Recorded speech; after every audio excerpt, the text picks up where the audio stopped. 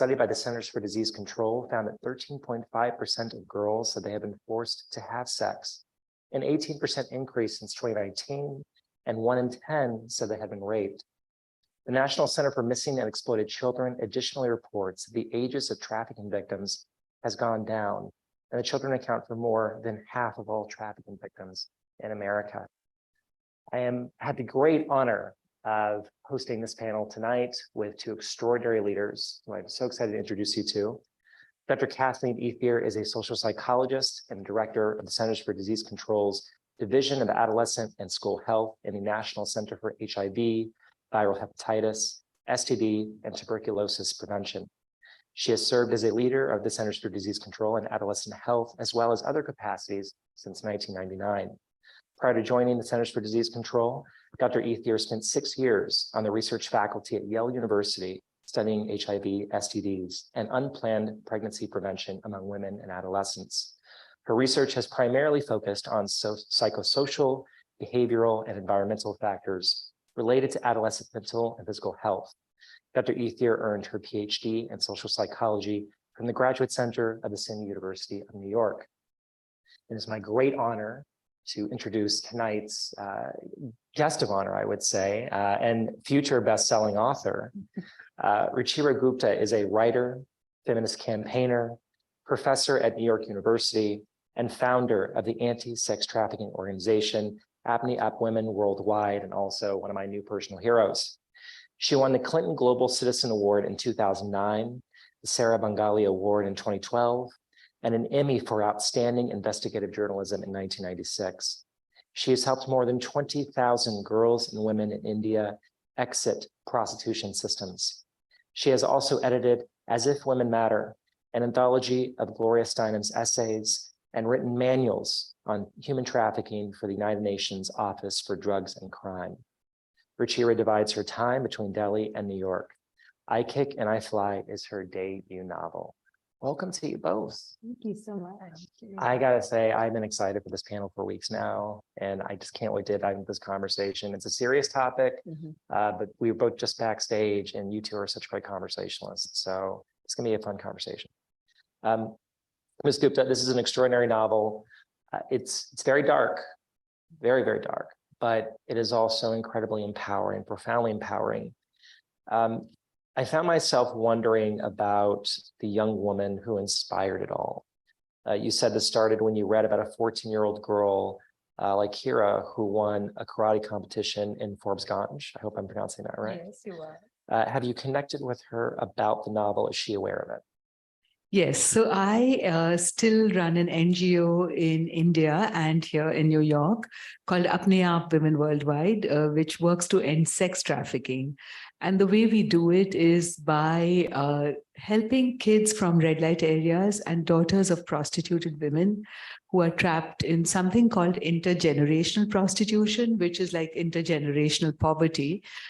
So I try to get their children into school and help them stay in school and even through college and help them get their first jobs. So I began this whole journey 20 years ago. And for me, when I was doing it blind. I was a journalist, a writer, and I had no idea what I was doing, but I responded to a request from 22 women in prostitution who said that they wanted a different future for their daughters from what they had been through. And the reason I met them was because I'd made a documentary called The Selling of Innocence. And in the process of making the documentary, these women had broken their silence and spoke about what was going on in their lives, the exploitation, the poverty, the oppression, the discrimination. And I went on to win an Emmy for Outstanding Investigative Journalism for that documentary. But, when I was looking at the bright lights in front of me, all I could see were the eyes of the women. And I went back to Bombay, put a straw mat on the floor, and we sat around in a circle and they said, we want education for our children. So I hired a teacher and we began, not knowing if I would succeed. And I had no idea how vicious the traffickers could be. They would pull out a knife at my throat. They would heckle the women. They would attack our offices. And eventually, I started a hostel, just like, there's a woman in the book who starts a hostel, not far from the red light area, so that the women could visit their children, but enough to keep the traffickers at bay so that they would not be able to walk into the mud huts, and which had no doors and windows in the red light district in Bihar where I work, and just take the child whenever they wanted. So in this hostel, the girls could eat and get help with homework, and also, just be safe.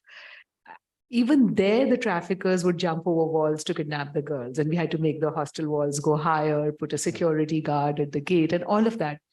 So when I was educating these children, I had no idea that I would at all succeed, because there were too many odds, too much poverty, too much oppression, too much danger. And I didn't have any infrastructure or experience.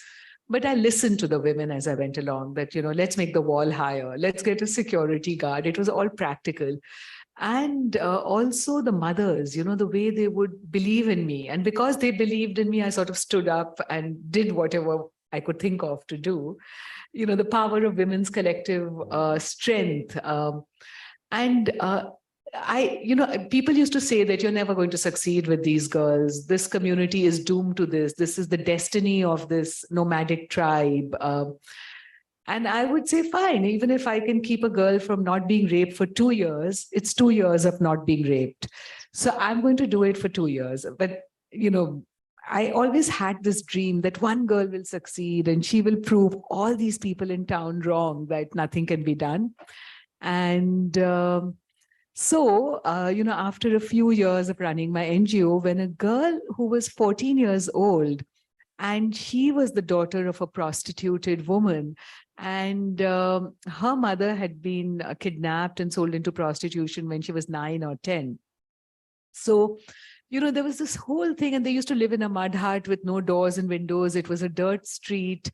And the trafficker would live at the end of the street, just praying that I'm going to get this girl as soon as the cattle fair comes into town. And suddenly, and the town people would tell me, why are you sending her to school? And why are you mixing her up with other children from mainstream society? I would say that she's a girl like any other girl, and she's studying, and she deserves the right to education like any of your kids. So they would say, set up 2 different hostels. And I would say, no, she's going to succeed. Don't give up on her. So when this girl, as I told you, that these traffickers were jumping over walls to kidnap our kids. So I thought that, I'll start karate classes for these kids, because even if they are kidnapped, even if they're shoved into a brothel or the cattle fair comes into town, at least if they know self-defense, they can kick a few teeth of these traffickers, these pimps and sex buyers and all of that. At least they'll have something. It won't just be caving in. And so I used to see 2 people teaching karate to some kids in a rice field. And I asked them, I said, will you come to the red light area where our community center is and to our hostel and teach these kids? And he said, yes. And I saw the change in their girls, as they began to learn karate, their shoulders opened up. They began to walk straighter. The things they did not like about their body, they began to like it. They learned agility, flexibility, and all of that. And to answer your question, when did I begin to write it and what happened to that girl?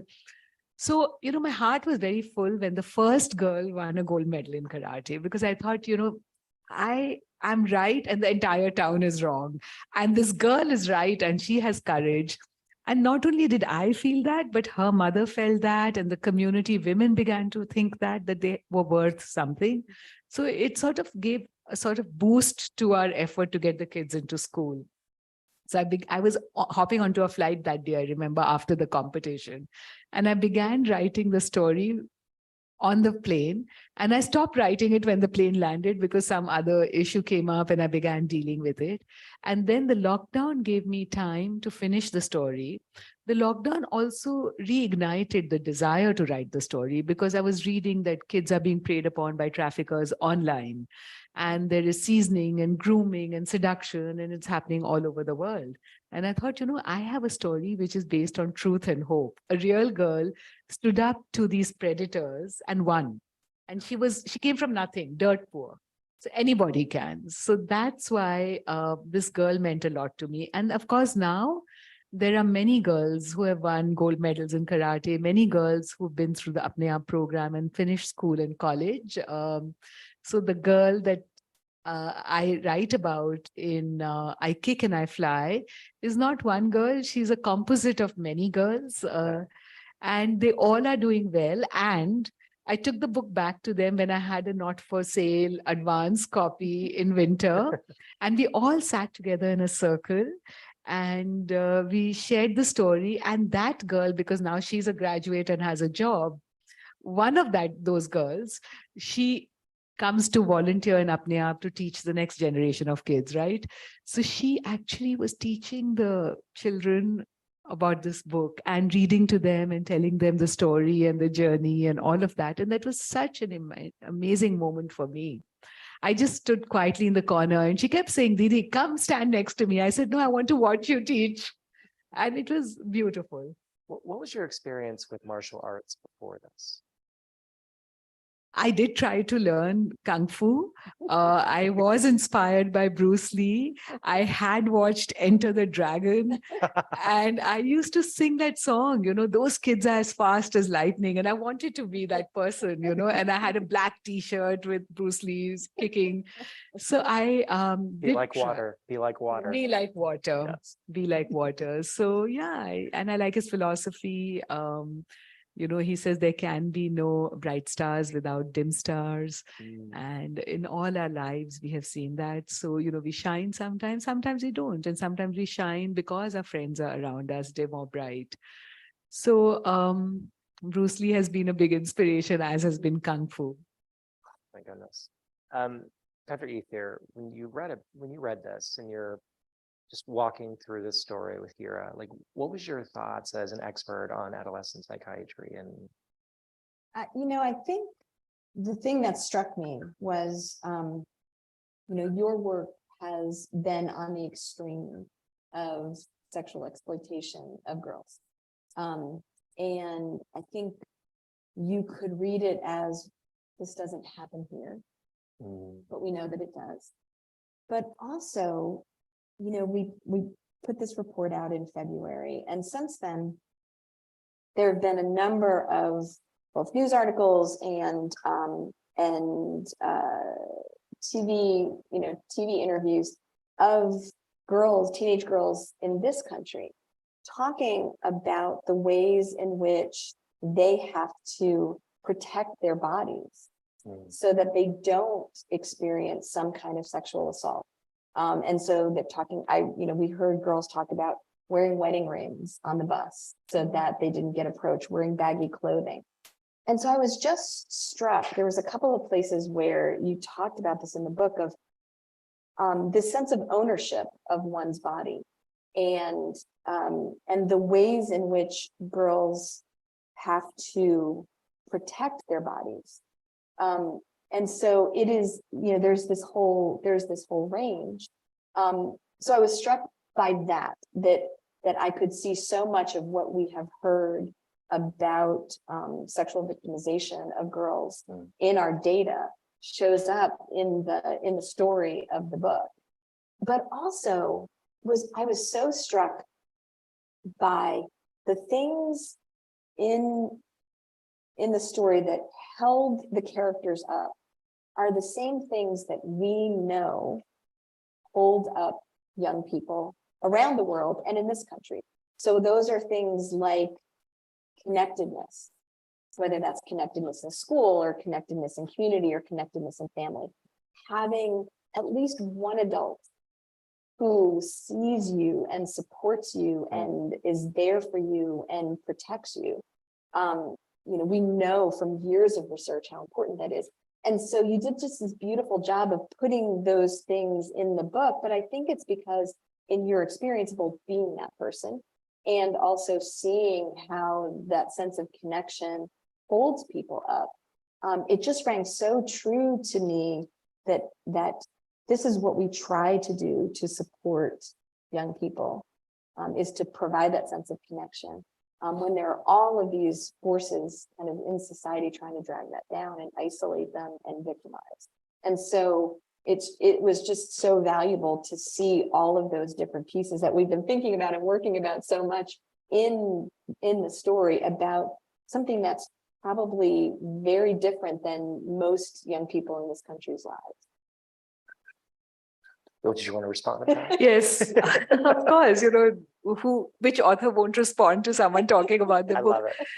But that's exactly what I wanted to do, because I had a story which was based on truth and hope. And I thought, this is what I want to share with kids. I live in New York now, and I was seeing what kids are going through, because I sometimes teach once a year at NYU. And so many young people have told me about the horrors they've been through, including when they were in the army in Iraq and places like that.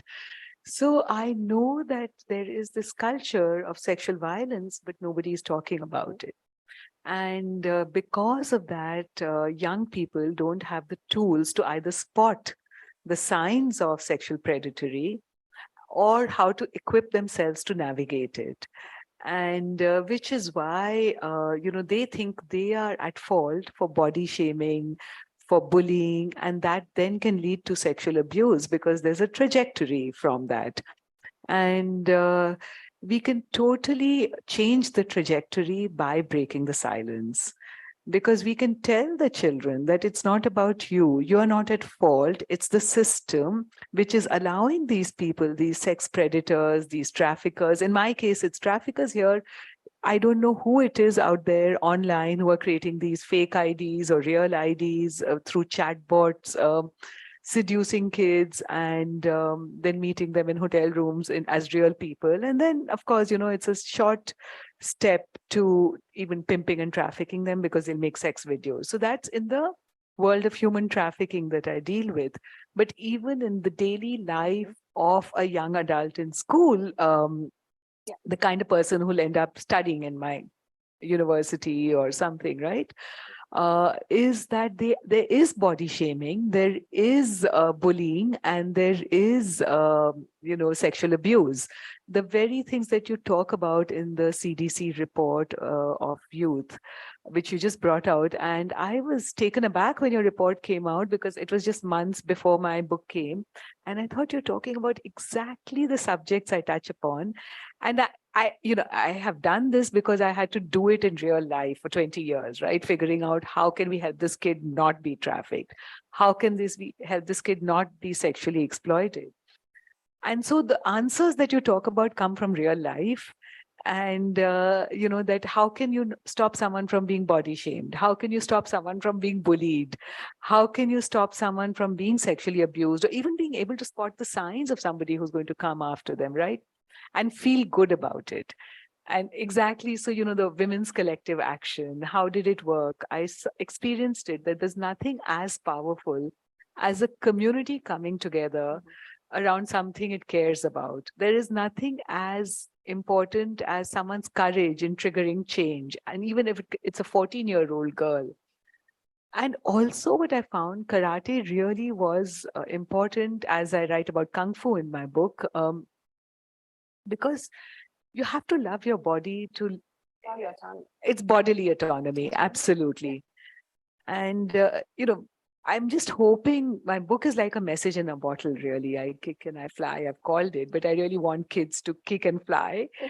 Reject the things you hate and take on the things you love and find the courage inside you to do that. And how do you find the courage? Exactly as you said, that there's some adult who will stand by you. I mean, I think the thing, it is one thing to, it's one thing to speak to young people and to give them messages of both information. This is what this is. This is how we talk about it. This is how you can try to protect yourself. And to have that conversation and to have that conversation openly. I think as much as you wrote the book for young people, I think it's also for adults to learn how to be those people. Because I think to expect, young people to be the drivers in protecting themselves is a lot to ask. And so what I think is also so important is, how do we have the conversation? Like, how do we provide that scaffolding, right? That supports them, that protects them, that holds them up and gives them the opportunity to learn karate or kung fu, or to learn the thing that is going to take them out of where they are, and take them to that next place while teaching them their value, but while also being the adults in the room. And I think once, you know, for the characters in your book, once the adults started being the adults in the room, everything got better. Exactly. And so I think that is part of the challenge and part of why we're seeing such a mental health crisis for young people, is that, you know, in many ways, the adults are so busy arguing with each other about what is the right scaffolding, that we're not scaffolding. And so I think this is a beautiful example of a way in which a community can come together, sparked by at least one adult who's saying, this is what's good for kids. You know, yesterday I had a book event, and an actor from India, a direct actor, she was telling me that before she could even read the book, her 14-year-old son read the book. And he began to ask her all kinds of questions that, you know, why did she have to take her clothes off? Or why did, you know, the man want to take her into the cattle fair? Or, you know, what happened to the brother who wanted to be a scientist, but his school did not have a science lab? So this, my friend said that, you know, for the first time, she could talk to her son about homelessness, about poverty, about sexual predatory behavior by men, and also the vulnerability of girls. Because there was a book, it was in a story form, written like a social justice adventure, and so kids could relate to it. It's fast-paced, as you know, you've read it, but also, you know, it was all new for them, so they found it interesting. And he could ask questions, and she said, I had finally a way to talk to my son about these things, which I've always wanted to, but I didn't know. And these were all third-person people, right? The characters. You can say Hira said this, or Salman said this, or Baba or Ammi said this, you It was a know? little safer to talk about. Yes. Well, I think that the conversation, you know, one of the things that is challenging is that we are focused on what happens to girls. Mm. But where boys and men are use the word predator, or the perpetrator, that's a better word. And so we have to both change the environment for girls. That also means changing the environment for boys. And I thought that, you know, there were that you touched on that really nicely in the book, while making the story be about the girls.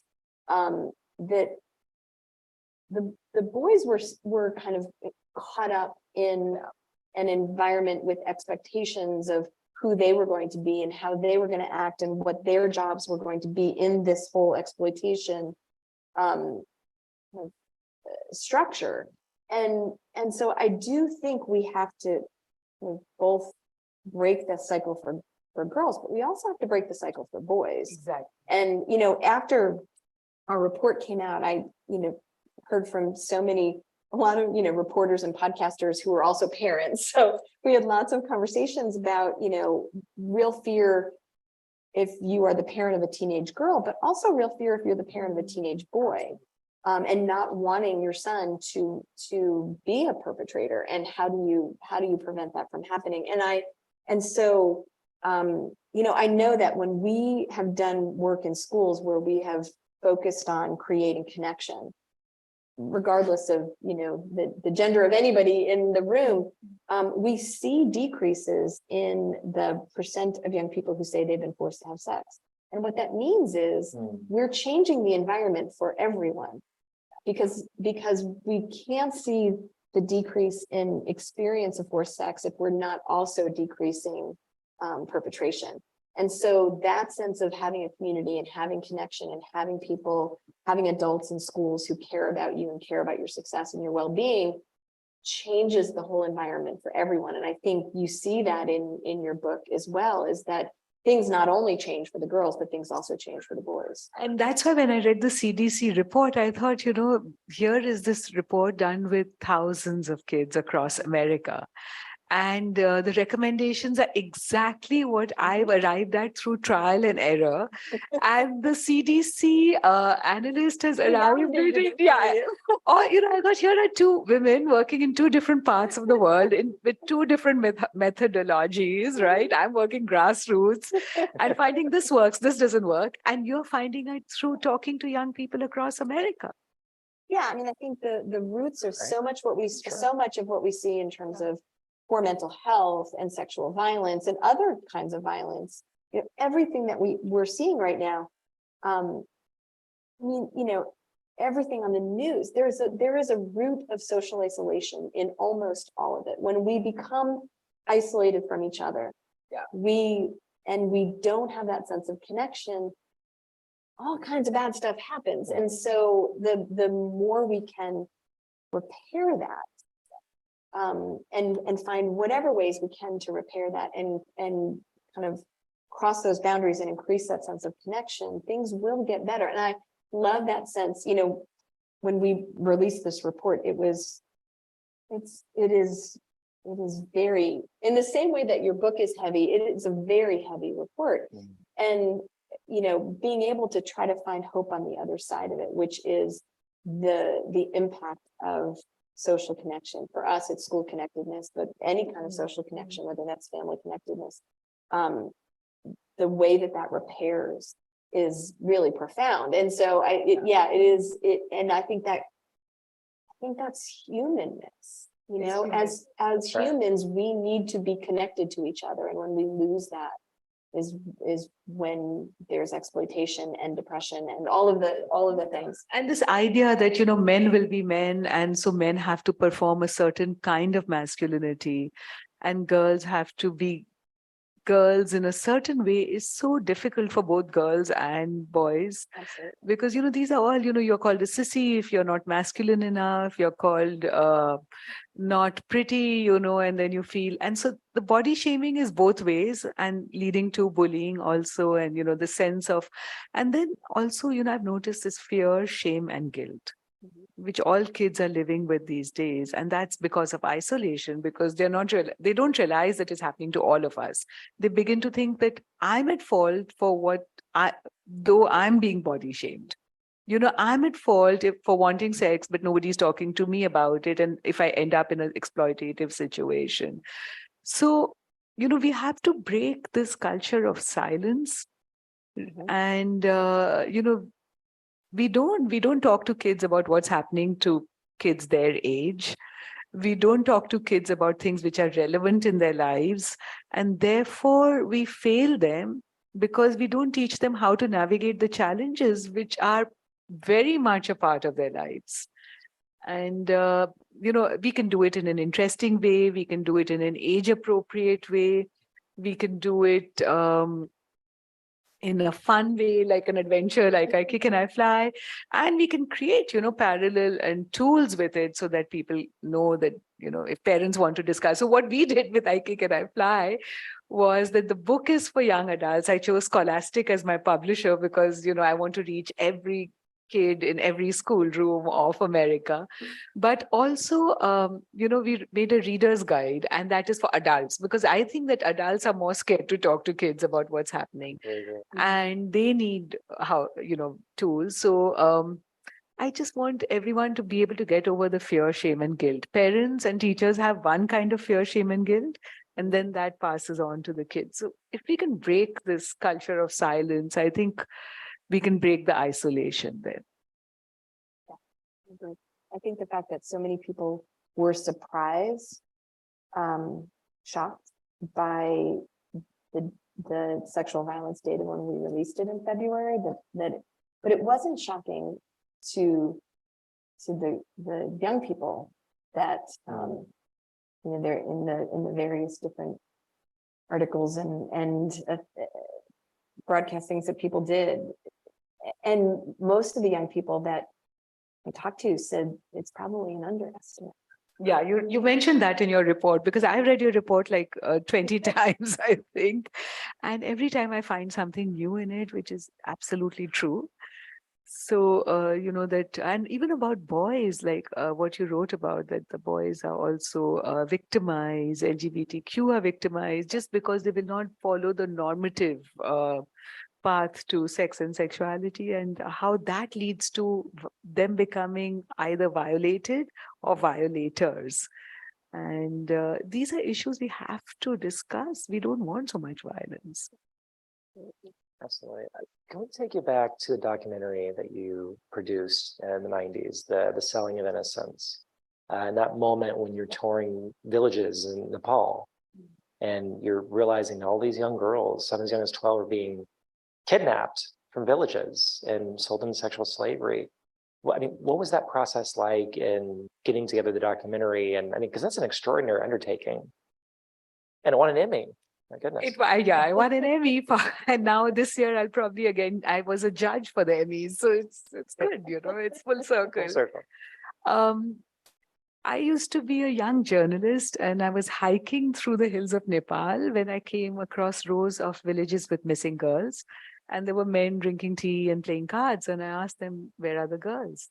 And some didn't answer, but the few who did, they said, don't you know they're in Bombay?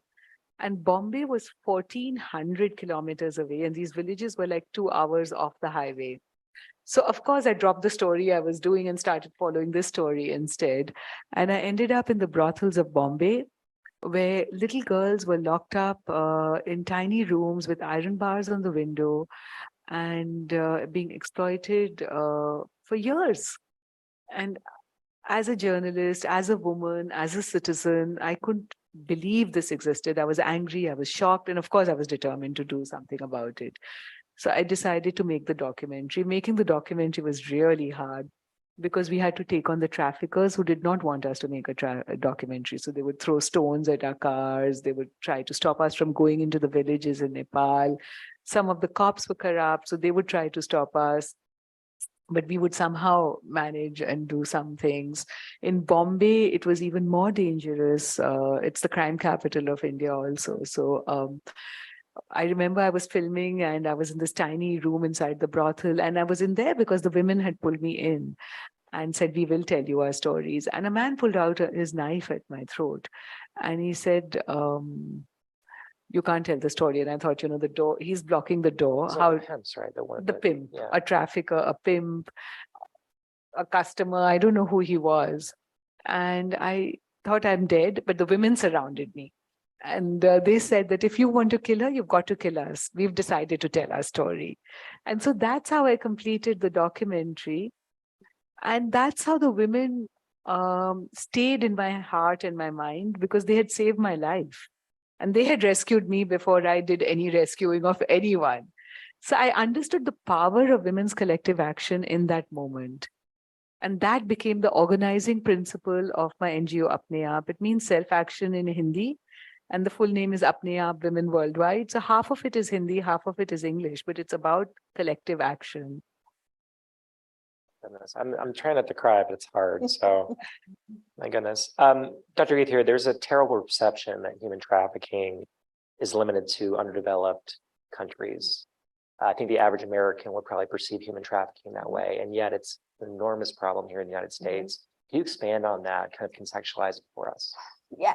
I mean, we don't. I don't think we, at least from our data collection standpoint, we don't have any idea the range of human trafficking in this country. I think in the same way that when you do a documentary and you can call attention to it, and so when we do these large surveys, we don't know when someone says they've been forced to have sex, whether they've been trafficked, whether they've been abused, because it's lifetime, whether they've been abused as a child, whether or whether it's their next door neighbor. Like we have no idea. But our best guess, a few 100,000, though, is our best guess. I think so. Yeah, I think so. But I do think, as I was reading the book, I think exactly that. Like the perception is that this is across the world. This is not happening in our own country. And I think you go through the airport, and I know in the Atlanta airport there are announcements that say, you know, human trafficking, and if you see something, say something. But I don't think that most people in the US are walking through an airport or walking through a city or walking through a community and are thinking, oh, this is what this is. And so I do think it would be a real service to help readers translate what they're seeing in your book, especially for the adults, into what they should be looking for in their communities for some of the same things. I think it's perceived as a law enforcement issue, as opposed to this is something that young girls in our community are at risk for. So I think having that conversation about, you know, it's that whole range. It is everything from understanding that sexual violence is pervasive, and it ranges from young women in high schools, you know, not being able to walk through the halls of their school or the streets of their community or the mall without in some way being targeted. Almost 20% of teenage girls in our survey said that they had experienced some type of sexual violence, all the way from inappropriate touching to rape in the last year. So that's 1 in 5 in the last year. And then that goes all the way to, you know, kind of this lifetime experience of being forced to have sex. And from our data, we don't know what the context is, but assuming that some of it is. And, you know, that's why Center for Disease Control is really important, that they have done the report, because the physical and mental health consequences of sex trafficking and sexual abuse are so devastating that now data shows that there is more mortality, deaths of people who have been trafficked among women in prostitution than even among returning war veterans. They die by the time they're 30 or 35. So we don't even understand the full consequences of this. Why do they die? Okay, some may commit suicide, but there are many who do not commit suicide. There's murder, yes, but there's also so many other diseases, from PTSD. And that also research shows that, again, women in prostitution suffer from higher rates of PTSD than ex-vets. So, you know, nobody understands what this means. Like, this is body invasion. And if there is body invasion, then what are the physical and mental health consequences? So if we can prevent it by having a conversation around it, if we can watch out for the signs of it, you know, what is trauma? And, you know, now I was just talking to a pediatrician before coming here to our meeting today. And she was saying that she deals with some inner city kids in Kansas City because she works in Mercy Hospital.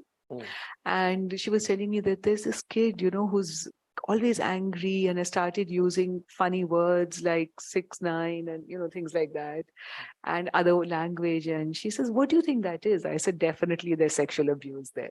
Now, we can make lists. You know, there are enough doctors out there who can help us. And if we work with pediatricians, if we work with public health officials, you know, it's not just a law enforcement issue.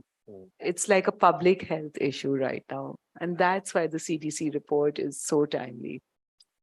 Let's be honest, this is not a system that is designed for survivors to seek out justice or to seek relief from sexual abuse. It's not. No. So many young people, for various reasons, are afraid to go to police because they feel they won't be believed, which in many cases they're right, they're not believed, or the rape kits get lost or intentionally destroyed. I think, what is it, less than 1% of overall reported rapes actually result in a conviction. The statute of limitations alone, you know, kids who are sexually assaulted or raped must live in a state in which the statute of limitations is not passed. And in many states, it has passed by the time they go to make a claim. Except in New York. Yeah, except in New York, thank goodness. Yes, elections matter, let me tell you. I'm a survivor of childhood sexual abuse, and when I reached out to a lawyer about 10 years ago to get, because I knew who it was and I wanted to seek out some kind of justice, or said, I'm really sorry, but the window's closed for that.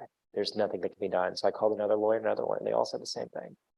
And what really got to me though was that when I asked, okay, are there any options at all?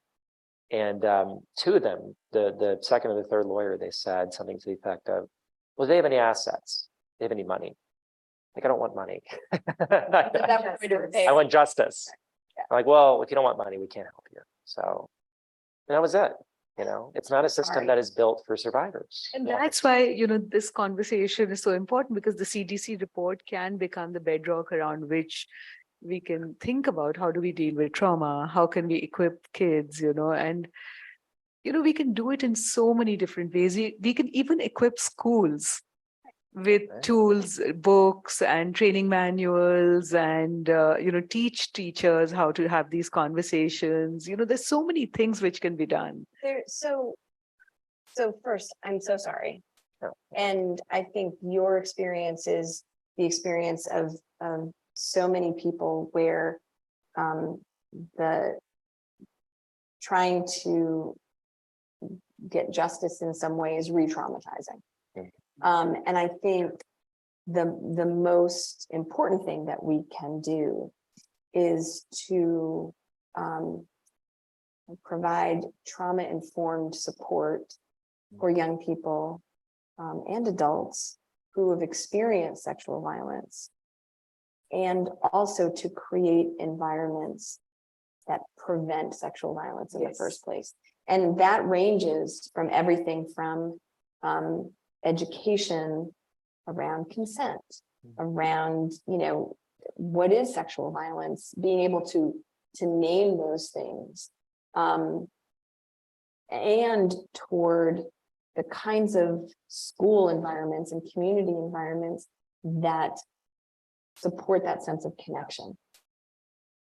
And what we know is that when you do those things, you both heal. So we've seen that connectedness.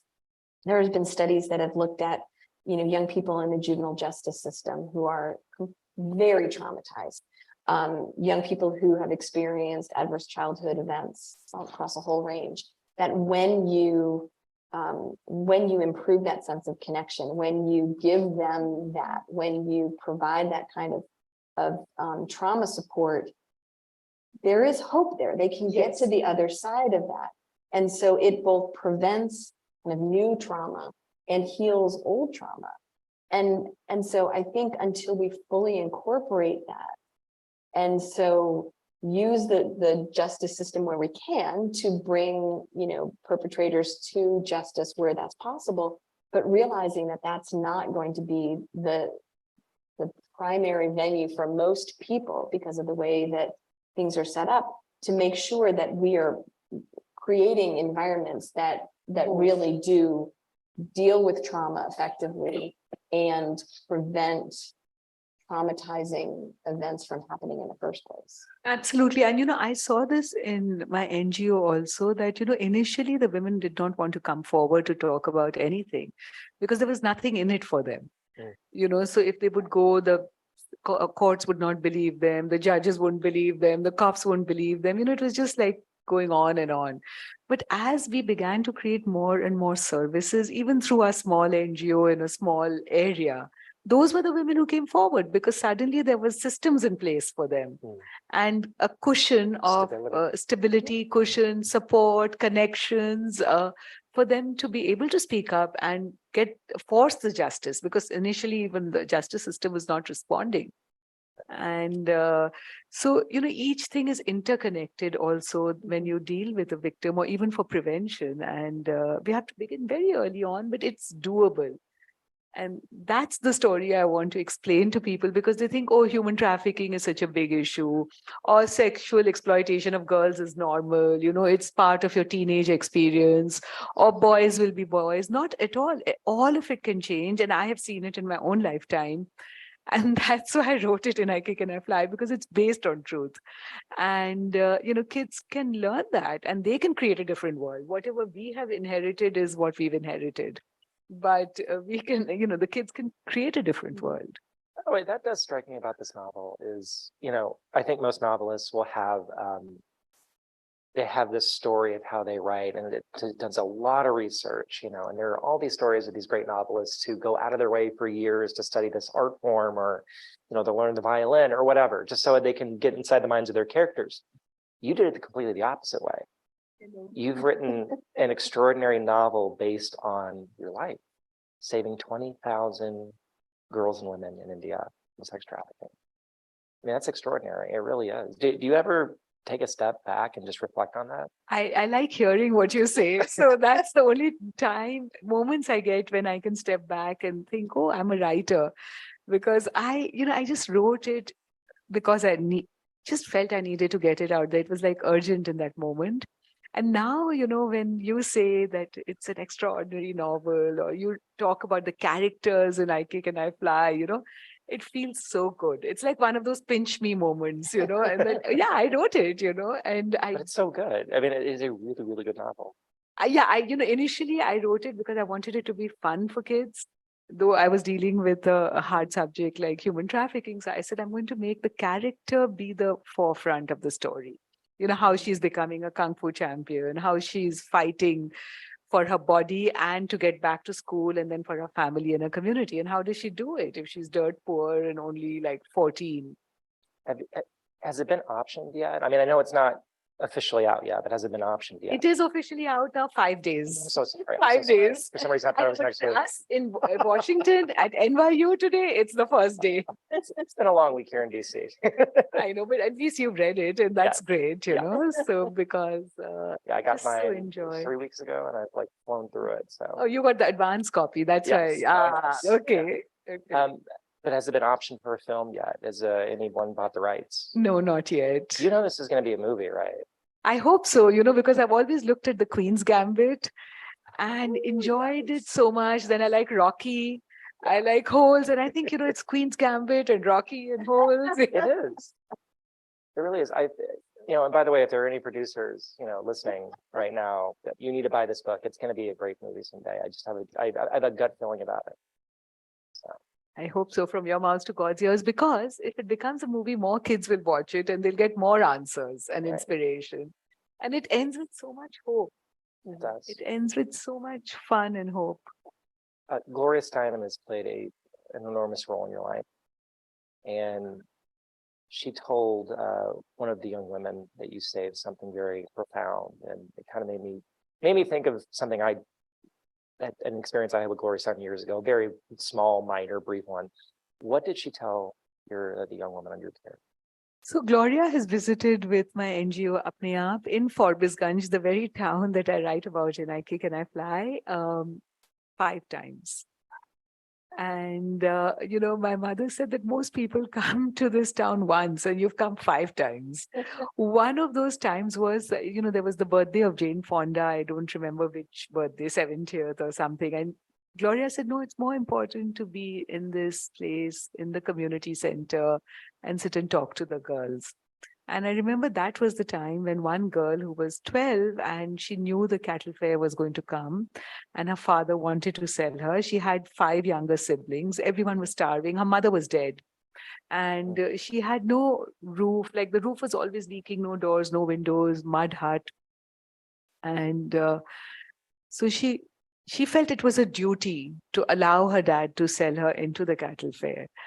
And so I said, we used to run these little community newspapers for the girls and they would write their stories in it. So I said, you interview Gloria Steinem for your community newspaper.